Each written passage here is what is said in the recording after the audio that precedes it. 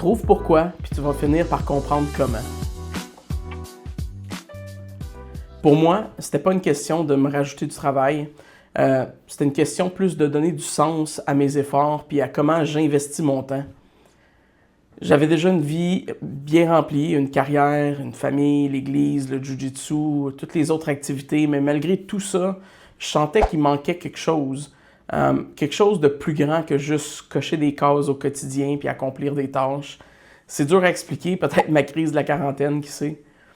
Mais j'avais ce profond désir de bâtir, d'entreprendre quelque chose, sachant pas nécessairement c'était quoi que je voulais bâtir.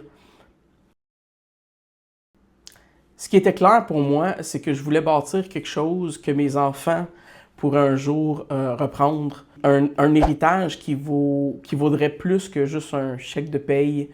Quelque chose qui se bâtit sur la détermination, la résilience, puis des valeurs qu'on ne peut pas apprendre dans les livres d'école, mais qu'on apprend juste dans la vraie vie. Je voulais avoir plus de contrôle sur ma vie. Je voulais avoir un peu plus de liberté financière aussi. Mais surtout, par-dessus tout ça, je voulais une direction qui faisait du sens puis qui me pousserait à dépasser mes limites. Je voulais me prouver que j'étais capable de le faire. Puis à un moment donné, j'ai réalisé que de travailler juste pour attendre la prochaine journée de paye, c'était pas assez pour moi. Il n'y a rien de mal à gagner sa vie de cette façon-là, je le fais encore aujourd'hui, mais pour moi, je voulais plus que ça. Puis la peur de rester pareil est comme tranquillement devenue plus lourde, on dirait chez moi, que la peur d'échouer si j'essayais d'entreprendre quelque chose de nouveau. Un soir, je suis arrivé du travail puis j'ai dit à ma femme, je suis tanné d'attendre le bon moment. J'ai l'impression que, malgré le fait que je veux être prudent, que je veux être sage, j'ai l'impression que si j'attends le bon moment, on va attendre toute notre vie puis on fera jamais rien finalement. Et quand on a pris la décision qu'on a prise, c'était loin d'être le bon moment. On venait d'acheter une maison, on avait des dettes, on était débordés au travail, on a nos 3 jeunes enfants, puis toutes les activités en semaine. Mais cette semaine-là, j'ai compris quelque chose d'important dans ma vie. J'ai compris que le bon moment, il viendrait jamais. Donc, cette même semaine-là, je voyais passer plein de vidéos de Gary Vee sur Facebook, une plateforme que je n'utilisais pas beaucoup à l'époque. Puis ces mots m'ont vraiment fortement frappé.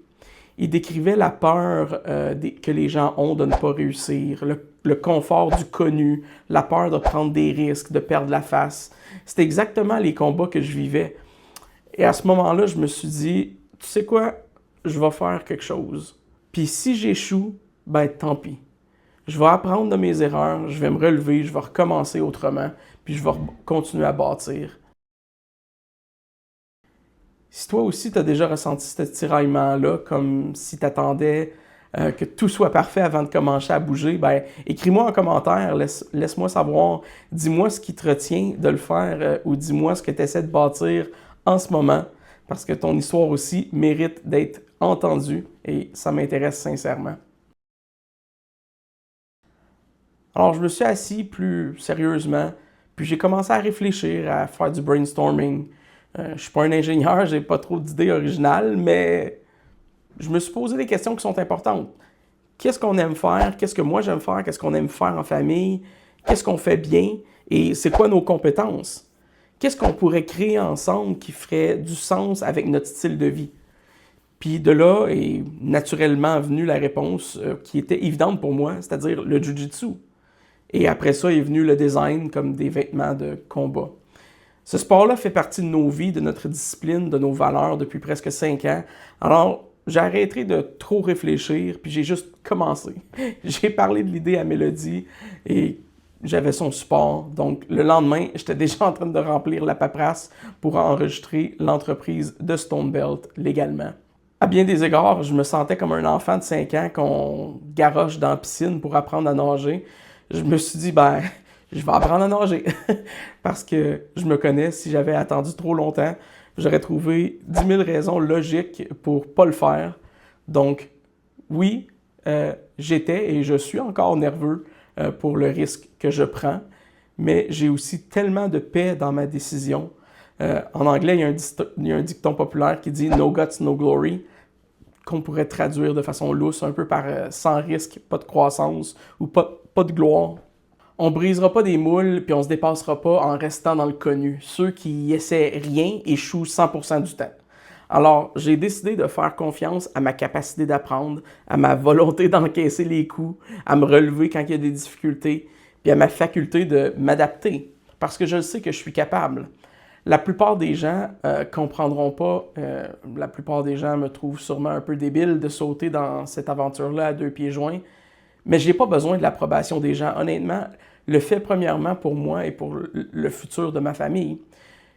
Ce que les gens pensent de ma folie, ben franchement, j'en ai rien à cirer. Aujourd'hui, je comprends qu'il n'y a pas de moment parfait, il n'y a pas de plan parfait.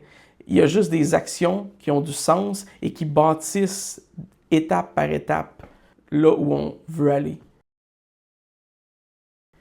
Et parfois, le sens que tu cherches attend pas que tu aies du temps libre.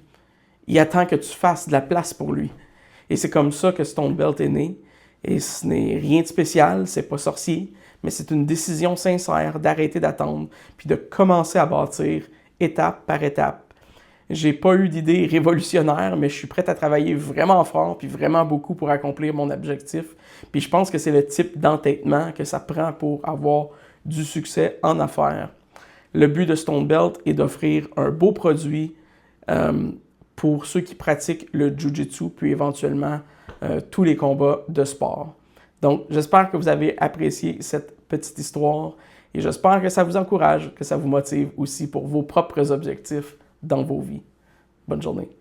Faut que j'ai dans l'épreuve, porter à des connards. Joins-toi au mouvement, abonne-toi et suis Stone Belt.